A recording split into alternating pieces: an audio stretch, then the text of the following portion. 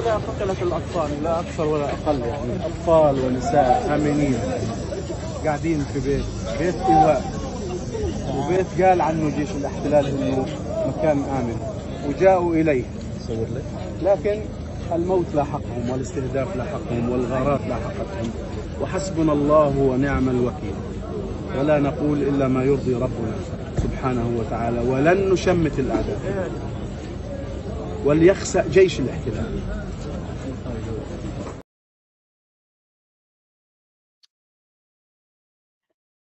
Bismillah ar-Rahman ar-Rahim. Welcome back. Oh, goodness me. If that doesn't give you goosebumps, then what will? It is absolutely unbelievable what is actually unfolding right in front of our eyes. I never imagined that in my lifetime I would see a genocide playing out right in front of my eyes. And that's where the two of you come in, my next guest, and that, of course, is Shaykh Muhammed West. You are the CFO of the MJC Trust, and also Muhammed Desai, Africa for Palestine. Assalamu alaikum to both of you. Welcome to the program. Walaikum salam, Jazakallah, so much for having me and for covering this topic and this issue. Walaikum salam wa barakatuh. Thank you for having me. I was waiting for a long time to see what our leaders in the community are going to be doing regarding this genocide playing out in Palestine. Alhamdulillah, we have amazing aid agencies in the country who've stepped up and are doing everything they possibly can to try and raise funds. They are in the process of raising funds to send much needed aid to Palestine. Whether the aid is going to reach them timelessly is another matter altogether. But Africa for Palestine, together with the MJC, have come up with an amazing initiative. Muhammad, would you like to start and tell us what it's all about, please? Sure. I mean, it's really, it was not our initiative, but it was engagements that we had with the Halal Trust. And we very much welcome what we consider a groundbreaking and historic position. And that is the MJC Halal Trust adopting a policy to decline, refuse, and not to certify any goods or services coming from Israel. The Halal Trust going even further to say that it's also declining the certification of any Israeli-based company or their directly controlled foreign subsidiaries.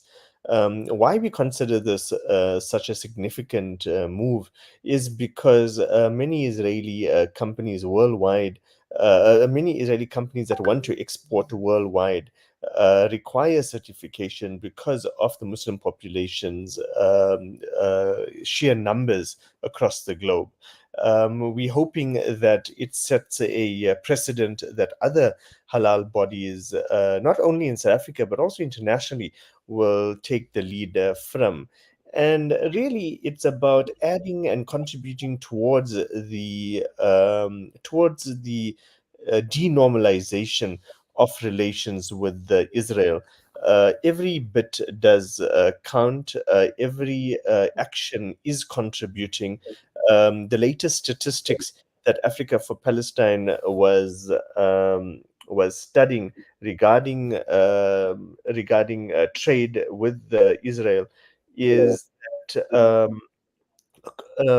according to import and export figures, just between July 2022 and July 2023, exports out of South Africa to Israel dropped and decreased by 87.4%, while imports decreased from 18%.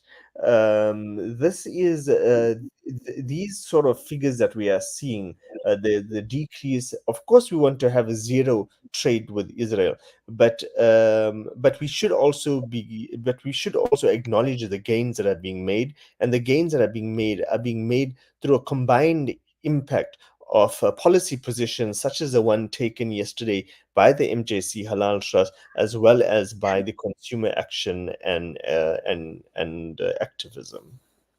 Okay, Mohammed, I'll come back to you in a minute or two, but just think about this question that I'd like you to respond to, and that is the call for the closing of the Israel embassy in South Africa and dismissing their ambassador. But we'll come to that in a minute or two. Let's go to you, Sheikh Muhammad West. And how did this all come about? How did the trust believe that going this route will make an impact, hopefully a significant impact, and give and send a very, very loud and clear message to the genocidal occupiers in Palestine? Bismillah ar-Rahman ar-Rahim. Assalamu alaikum once again. For us, it was important that we take a principle stance and have our own criteria in place. So, in the context of what has been happening, this was an internal discussion first and foremost. What exactly what are our rules, our guidelines in terms of certification? Um, and there's one view of certification to look at it very narrowly in the sense of it is halal from a context of consuming. It meets the criteria of slaughter and that. And we felt that we need to go beyond that, those narrow guidelines, and which we have been practicing, but perhaps not articulating it publicly, in that we do take model positions on certain customers. We've done so in the past, and we felt that the time was right to articulate our position and to make it clear where we stand on this specific matter, and which products and suppliers we would not want to do be part of our client base. And if we as Brother Muhammad mentioned, you can't have normal economic relations, normal business. You can't do business as usual with an abnormal entity. And it was on that basis that we felt the time was right to make our position known and draw a line in the sand. As I mentioned, these were policies or positions which we took in the past, and now we have sort of made it, formalized it. And we hope, inshallah, this is our small contribution, and we hope that other certifiers would follow in that lead and make their positions known as well. That we have to think, we have to do the model thing, and we have to consider the broader implications, inshallah. Inshallah. Do we know? I know Mohammed mentioned a couple of percentages earlier on, but in rand and cents or dollar terms, would we know what type of impact we're looking at? Let's assume that this does go ahead. Will it have a huge impact on the suppliers from Israel into South Africa? So what we can say is we know that most of the retailers in South Africa do have, to varying degrees, products that come from Israel, which we do not certify, and they would meet the criteria of halal but are not being certified as halal, and so there is that component. And obviously we encourage our Muslim community to never ever eat a product that is not certified halal by one of the halal certifiers. And so that would, if all the halal certifiers refuse to certify these kind of products that come from Israel as halal, that would automatically ensure that the Muslim community opts out from consumption. But in terms of our client base, we've put out our policy, our principal position, and it is now for us to engage our clients to ensure that they are compliant. So our clients would now be engaged. We will look at, from a product perspective, we're quite comfortable that we're not certifying any Israeli products, but of course we need to do the homework. But I think the second part of the statement, where Israeli-based companies, Israeli-owned companies, and Israeli-controlled companies in South Africa, this is going a step beyond what halal certifiers would naturally do, and we're actually looking at the entire ecosystem, the group, and where are those profits almost ending up. So that is an exercise that needs to be done, and it's for us to engage our clients individually, and inshallah look at where that if they fall foul in terms of those guidelines, then yes, we'll have to retract the certification or decline the certification to begin with. Okay, Mohammed, let me come back to you. And I seem to remember a few years ago, I might have even had this particular conversation with you, Mohammed. There were calls to boycott Israeli products. And the pushback to that at the time, and I am stressing this was a few years ago, the pushback was that why are South Africans wanting to boycott these products when the people that work for us, or our employees, are Palestinians, and this is allowing them employment. So if South Africans obviously boycott those products, you're hurting your own Palestinian brothers and sisters. I'm not sure how far that campaign had got, and I'm not sure if you still remember what I'm referring to, Muhammad. But of course, the current situation is totally abnormal. Life has come to an absolute standstill. Nobody is working, no one's going to school, nobody's trading, because even if you step outside of your home, well, even if you're in your own home in Palestine, there's a very strong possibility that you're going to be bombed and killed. So, Mohammed, your thoughts, Sure. Yes. including the closing down of the embassy. So usually, maybe just one thing I want to clarify before we get there is there is maybe not a public perception, but there is the perception by some that is being created that the MJC Halal Trust was forced into this position. I do want to make it clear that it was actually the MJC Halal Trust that had contacted us, and it wasn't us as an advocacy organization that had put pressure on the MJC Halal Trust to adopt this policy position, a policy position which we maintain is incredibly significant because it's not just about a once-off action that is being taken by the body, but it's about a policy position which, in our confidential conversations with them, we realize its implication at a financial level, and we also allowing the necessary space to the MJC Halal Trust to now internalize the policy and to implement it and roll it out. And we do hope in the next few months to start seeing the effect of this policy that has been adopted. And again, we do echo the position by the MJC Halal Trust for all other halal certification bodies in the country to, with haste, adopt a similar position so that we can have a unified front on this matter. But coming more specifically to your two questions, I think that the first one is regarding the boycott of Israel. The call for the boycott of Israel has come specifically from the oppressed people of Palestine.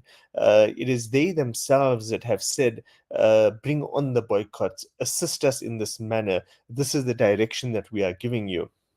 And it's a bit like the boycott against apartheid South Africa. The Black Liberation Movement said that yes, in the short term we may suffer, but it's better than the conditions upon which we are the freedom that we are seeking, and the short-term suffering that we may experience is far better than the oppression that we are currently living under. And so a similar position has been adopted by the Palestinians. I mean, the largest, broadest, and one of the most representative grouping of civil society at that time in 2005 made the official call for boycotts and sanctions to be imposed on Israel until it meets its obligations under international law. Attached to that is that we have uncovered, and it has been exposed, how certain fabricated stories came out of Palestine of alleged workers claiming that the international community should not bring on the boycotts, and that boycotts are not welcome by Palestinians. But those alleged stories have been completely challenged by Palestinian trade unions and Palestinian organizations on the ground. And maybe the final point on that question is that really, Sister Julie, the Palestinians, and what we saw this past month when the Palestinian resistance operation had been unfolded, is the Palestinians insisting to fight on their feet and not to submit on their knees, to insist that living on our feet is better than dying on our knees. The Palestinians have said to us that there's nothing worse that the Israeli government can do to us. The Israeli government has massacred us year after year. The Israeli government has starved us. The Israeli government controls our every move, our every action. And so we rather give life a fighting chance. And this is what the Palestinians are doing. And this is the lens and the framework in which we, as Africa for Palestine, view the Palestinians. We view them as a dignified people who are standing and who are fighting back, and a people who are crying out for our solidarity and support. And we dare not leave them. We dare not let them even for a moment have the idea that they are alone in this battle. When it comes to the expulsion of the Israeli ambassador, when it comes to the closure of the Israeli embassy, I think that the mood on the ground in South Africa has been made very clear. The various protests, the various pickets, the various actions that we see across the country sends a clear message to all levels of government as to what the streets and what the people of our country are demanding.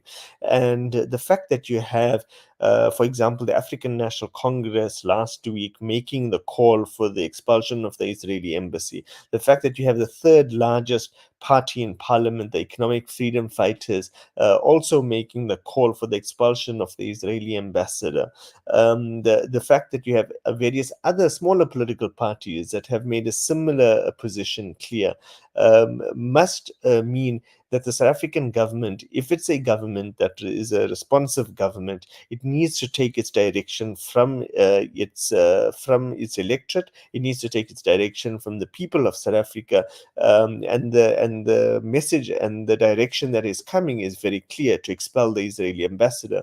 Now, the expulsion of the Israeli ambassador would be a diplomatic move and a diplomatic signal to Israel. And so we do feel as an organization that in some ways the expulsion of the Israeli ambassador is the very least that South Africa can do, should do, and must do as a form of expression on behalf of the South African people, a people that has made clear its position regarding what Israel is currently doing.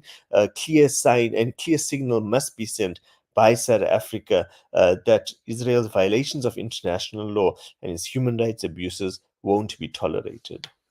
Thank you indeed for that. I'm going to wrap up now. Final words from you, Sheikh Muhammed West.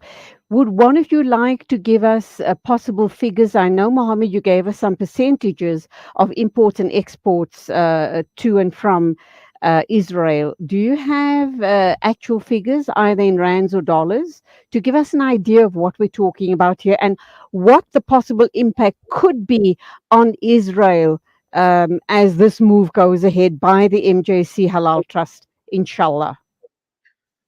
I wouldn't be able to give actual figures in terms of the impact on Israel. I can mention to us as a certifier, there would be certain clients which we would have to decline the certification, which would have a financial impact to the MJC Halal Trust. But these are, these amounts are, we don't look at the numbers. It's not about the numbers. It's about the principle for us.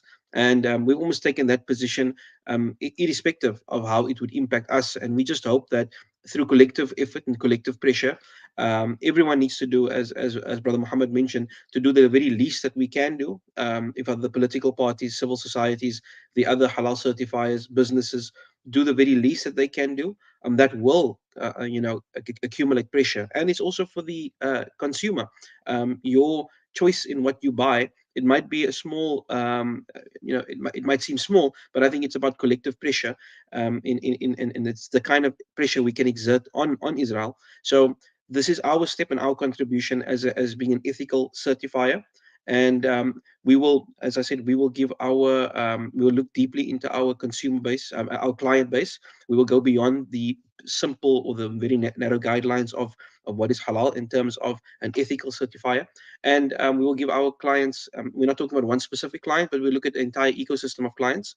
And so we encourage everyone else to do a similar look at their client base and look at how they're doing businesses. Every business person in South Africa, Muslim or any humanitarian business person, and we call out the retailers as well, to look at where they're sourcing their products, and they should not be doing business with an abnormal entity. that's inshallah. And we make dua that will have an impact, that will save lives.